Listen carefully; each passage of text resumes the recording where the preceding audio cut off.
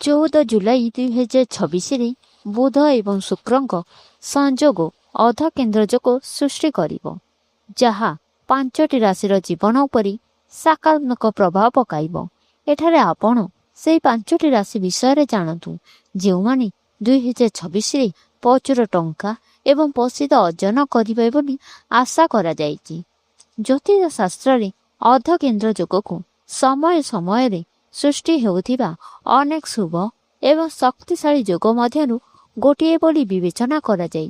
ଅଧିକାଂଶ ରାଶି ଅଧ କେନ୍ଦ୍ର ଯୋଗ ଦ୍ୱାରା ସକାରାତ୍ମକ ଭାବରେ ପ୍ରଭାବିତ ହୋଇଥିଲେ ମଧ୍ୟ କିଛି କ୍ଷେତ୍ରରେ ରାଶିଗୁଡ଼ିକ ଏହାର ନକାରାତ୍ମକ ପ୍ରଭାବରୁ ମଧ୍ୟ ରକ୍ଷା ପାଇପାରିବେ ନାହିଁ।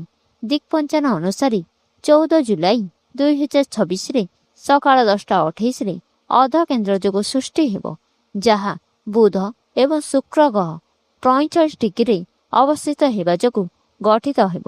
ଏଥର 5ଟି ଅର୍ଦ୍ଧଚନ୍ଦ୍ର ଯୋଗର ପ୍ରଭାବରୁ ଲାଭ ପାଇବେ। ଆସନ୍ତୁ ଜାଣିବା 2026 ଜୁଲାଇରେ କେଉଁ 5ଟି ଅର୍ଦ୍ଧଚନ୍ଦ୍ର କେନ୍ଦ୍ର ଯୋଗର ପ୍ରଭାବରୁ ପ୍ରଭାବିତ ହେବେ। କର୍କଟ ରାଶି। ଏହି ରାଶିରେ ଜନ୍ମିତ ପିଲାମାନେ ଏହି ସମୟରେ ଭୁଲ ପଥରୁ ବିଦ୍ୟୁତ ହେବା ସମ୍ଭାବନା କମ୍, କିନ୍ତୁ ସେମାନଙ୍କୁ ଖରାପ ସଙ୍ଗତରୁ ନିଜକୁ ରକ୍ଷା କରିବାକୁ ପଡ଼ିବ।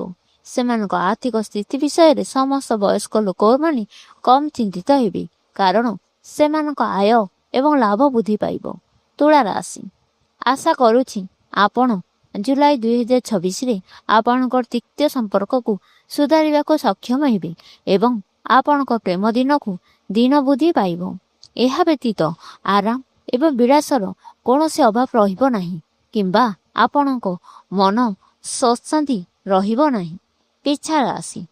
ବିଛା ରାଶିର ଜୁଲାଇ 2026ରେ ଆପଣ କୌଣସି ଆର୍ଥିକ ପ୍ରତିବନ୍ଧକ ସମ୍ମୁଖୀନ ହେବେ ନାହିଁ, କାରଣ ଆପଣଙ୍କ ଆୟ ବହୁତ ବଢ଼ିବ। ଏହା ବ୍ୟତୀତ ସମସ୍ତ ବୟସର ଲୋକଙ୍କ ସ୍ୱାସ୍ଥ୍ୟରେ ବହୁତ ଉନ୍ନତି ହେବ, ସମ୍ପର୍କ ମଧ୍ୟ ମଜବୁତ ହେବ ଏବଂ ଆପଣଙ୍କ ସମାଜରେ ପ୍ରତିଷ୍ଠା ଅର୍ଜନ କରିବେ। କୁମ୍ଭ ରାଶି। ବିବାହିତ ବ୍ୟକ୍ତିମାନେ ପରିବାର ସହିତ ଭ୍ରମଣ କରିବାର ସୁଯୋଗ ପାଇବେ।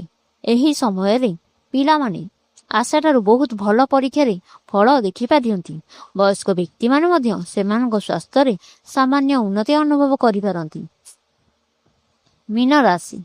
ଯେଉଁମାନେ ଚାକିରି କରିଛନ୍ତି କିମ୍ବା ନିଜର ଦୋକାନ ବ୍ୟବସାୟ କରୁଛନ୍ତି, ସେମାନେ ହଠାତ୍ ଟଙ୍କା ପାଇବେ ଏବଂ ନିଜର ଇଚ୍ଛା ଅନୁଯାୟୀ ସମ୍ପତ୍ତି କିଣିବାର ସୁଯୋଗ ପାଇବେ।